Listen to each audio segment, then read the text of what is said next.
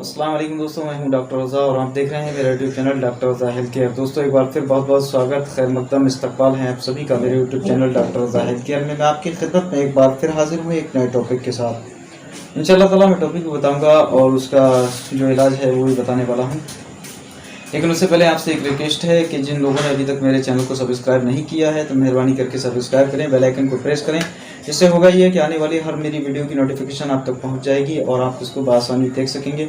साथ ही साथ आपसे एक रिक्वेस्ट और भी है कि मेरे वीडियोस को आप ज़्यादा से ज़्यादा लोगों में शेयर कीजिएगा, सवाब जारिया समझ करके, क्योंकि जो मैं वीडियोस अपलोड करता हूँ आपके ज़रिए हो सकता है कि कोई इंसान, कोई आपका परिचित, कोई मिलने वाला इस तरह की बीमारी में मुब्तला हो और मेरी वीडियो के ज़रिए और आपके भेजे हुए मैसेज के ज़रिए, भेजी हुई वीडियोस के ज़रिए उनको इफाका हो सके, उनको फ़ायदा हो सके। वो आपको भी दुआ में याद रखें, साथ साथ मुझे भी दुआ में याद रखें।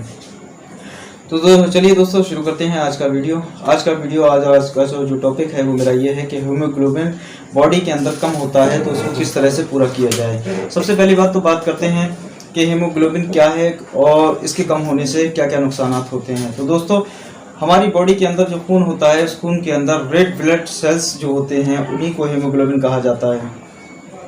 जब वो हीमोग्लोबिन कम होना शुरू हो जाता है, और इसकी कई वजह होती हैं कि हम बहुत सारा डिप्रेशन अपने जहन में बसा करके रखते हैं जिसकी वजह से हमारा रेड ब्लड सेल्स जो हैं वो ख़त्म होना शुरू हो जाते हैं या फिर वो कमज़ोर हो जाते हैं, डल हो जाते हैं।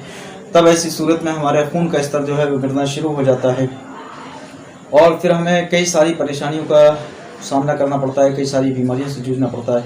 जिन लोगों के अंदर हीमोग्लोबिन की कमी होना शुरू हो जाती है उनके सिम्टम्स ये हुआ करते हैं कि उनकी आंखें हमेशा बंद सी रहती हैं, उनको ऊँघ आती है, कमज़ोरी, थिंकिंग, बॉडी के अंदर बहुत ज़्यादा वीकनेस महसूस होती है और उनको चलने पर चक्कर भी आते हैं। कभी कभी ऐसा होता है कि आंखों के तले अंधेरा आना शुरू हो जाता है।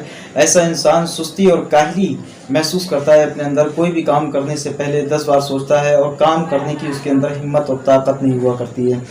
और इसकी कई सारी वजह हैं जिस वजह से हीमोग्लोबिन कम हो जाता है। कभी तो ऐसा होता है कि लेडीज़ के अंदर खासतौर देखा गया है कि जब डिलीवरी टाइम होता है तो उसमें ब्लीडिंग ज़्यादा होने की वजह से भी हीमोग्लोबिन का स्तर गिर जाता है।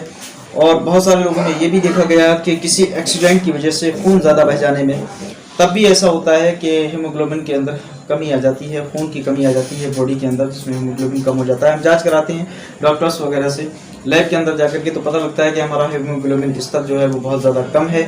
फिर उसके बाद में हम उसके तरह तरह के इलाज करते हैं। बहुत सारी मेडिसिन ऐसी आती हैं एलोपैथिक में, होम्योपैथिक, आयुर्वेदिक में, और उनको हम इस्तेमाल करके काफ़ी लंबे समय के बाद में बड़ी मेहनत करने के बाद हम अपने खून को पाते हैं, हीमोग्लोबिन के स्तर को बढ़ाते हैं। और दोस्तों बहुत सारे पेशेंट में ये भी सिम्टम्स देखने को आए हैं कि जब हीमोग्लोबिन कम हो जाता है तो चेहरे की जो कुदरती चमक जो हुआ करती है, कुदरती रौनक जो हुआ करती है, वो ख़त्म होना शुरू हो जाती है। बहुत सारे लोगों के सर्कल पड़ना शुरू हो जाते हैं चेहरे पर, गालों के ऊपर या आँखों के इर्द गिर्द जो है वो डार्क सर्कल बनना शुरू हो जाते हैं। तो ऐसा भी होता है कि हीमोग्लोबिन कम होने की वजह से चेहरे की जो रानाई है वो ख़त्म होना शुरू हो जाती है और चेहरे पर निशान आना शुरू हो जाते हैं। बहुत सारे लोगों के देखा गया है कि हीमोग्लोबिन जिनका कम हो जाता है उनके ये जो स्किन होती है हाथ की, इसमें झुर्रियाँ पड़ना शुरू हो जाती हैं और बहुत लंबे समय तक अगर ये इसी तरह से मामला रहा, इसका इलाज नहीं कराते हैं तो मरीज़ बहुत कमज़ोर हो जाता है। उसकी हार्ट बीट जो होती है वो ऊपर नीचे होती रहती है, कभी बीपी हाई हो जाता है, कभी बीपी लो होता है और ऐसा इंसान अपने आप में बड़ी बेचैनी महसूस करता है। और जब मामला बहुत ज़्यादा बढ़ जाता है तब कभी कभी ऐसा होता है कि पेशेंट को होशी तारी होना शुरू हो जाती है, यानी कि उसको कभी कभी जो होता है वो बेहोशी का शिकार हो जाया करता है। तो आइए दोस्तों बात को लंबा किए बगैर, बहुत सारे सिम्टम्स है इसके, कहाँ तक बताऊँ, सीधे पॉइंट की बात पर आते हैं। पॉइंट की बात यह है कि हीमोग्लोबिन का स्तर अगर कम हो जाए तो हम घर पर ही बैठे बैठे किस तरह से हीमोग्लोबिन को पूरा करें, अपने खून को किस तरह से पूरा करें, खून के अंदर जो रेड ब्लड सेल्स हैं उनको किस तरह से मजबूत एक्टिव करें और किस तरह से उनको पूरा किया जाए। तो चलिए शुरू करते हैं दोस्तों। कापी कलम उठाइए, तैयार हो जाइए। मैं नुस्खा बता रहा हूँ, नुस्खा लिखने के लिए। आज का नुस्खा बड़ा ही ईजिली, बहुत आसान है और घर पर ही तैयार हो जाएगा और आप इसको 15 दिन तक अगर आप इसको इस्तेमाल करेंगे तो इंशाल्लाह ताला बहुत अच्छे रिजल्ट आने वाले हैं। नुस्खा लिखने के लिए तैयार हो जाइए, कापी कलम उठाएं, तैयार हो जाएं। दोस्तों पहले आपको चाहिए है एक अनार, जो आमतौर पर जो फलों में होता है वही अनार होता है। एक अनार आपको लेना है और उसका आपको जूस निकालना है। जूस कितना निकालना है ये भी मैं आपको बता रहा हूँ कि आधा कप आपको अनार का जूस निकालना है।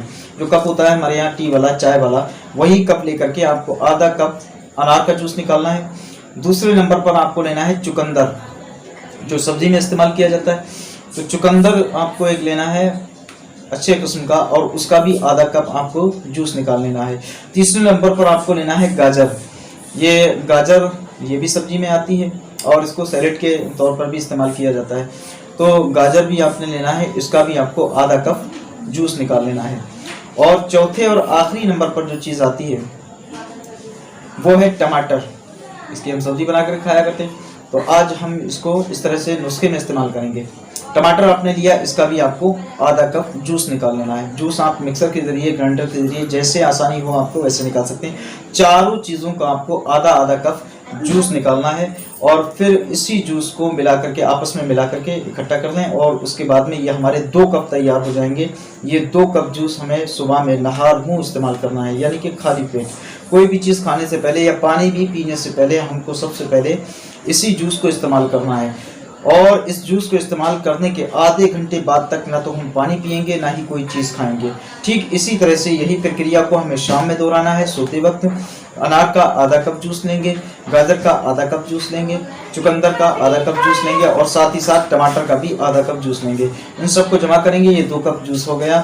और उसके बाद में हम सोने से पहले पहले इन चारों जूसों को एक साथ में इस्तेमाल करेंगे। ये 2 कप जूस हम पी करके सोएंगे।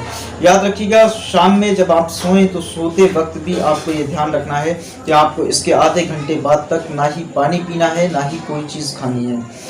यह हमेशा याद रखिएगा कि हमें आधे घंटे बाद तक कुछ भी नहीं लेना है। तो इंशाल्लाह ताला ये आप 15 दिन तक करेंगे तो आप खुद ब खुद महसूस करेंगे, और जो सिम्टम, जो इसके फ़ायदे हैं वो आपको 8 दिन के अंदर दिखना शुरू हो जाएंगे। और इंशाल्लाह ताला आप इसको 15 दिन तक अगर यूज़ करते हैं तो आपके चेहरे पर रंगाई आएगी, कुदरती जो रंगत है वो आना शुरू हो जाएगी, जो कुदरती रौनक है वो आना शुरू हो जाएगी।